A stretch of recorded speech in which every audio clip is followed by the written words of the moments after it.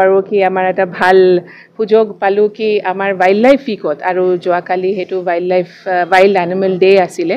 সেইটোতে আমাৰ কুঁৱৰী কৰি যে হাতী আছে তাৰ মানে সেইটো ছেকেণ্ড সেইটো পোৱালি তাতো জন্ম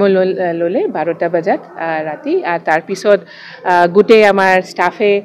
সেইটো ভাবিলে কি এইটো এটা যিহেতু এটা ফিমেল তাক আমি এটা ভাল নাম দিওঁ তাৰপিছত আমাৰ অনাৰেবল মিনিষ্টাৰ ছাৰে আৰু চবে মিলি এইটো মায়াবিনী নামটো দিয়া হ'ল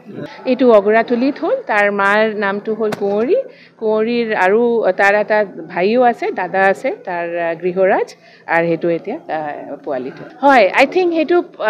যিখিনি মাহত আছিলে আৰু তেওঁৰ এটা পাব্লিক চেণ্টিমেণ্ট আছিলে বোধহয় আই থিংক আমি মানে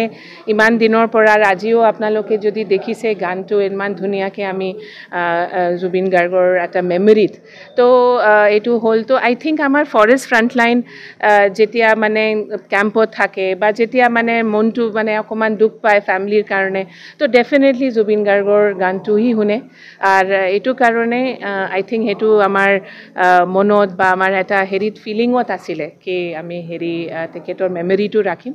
আৰু ইয়াৰ কাৰণেই আমি 22 ছেপ্টেম্বৰত আমি জুবিন গাৰ্গৰ স্মৃতিত আমি এটা মানে প্লান্টেশ্যন কৰিলোঁ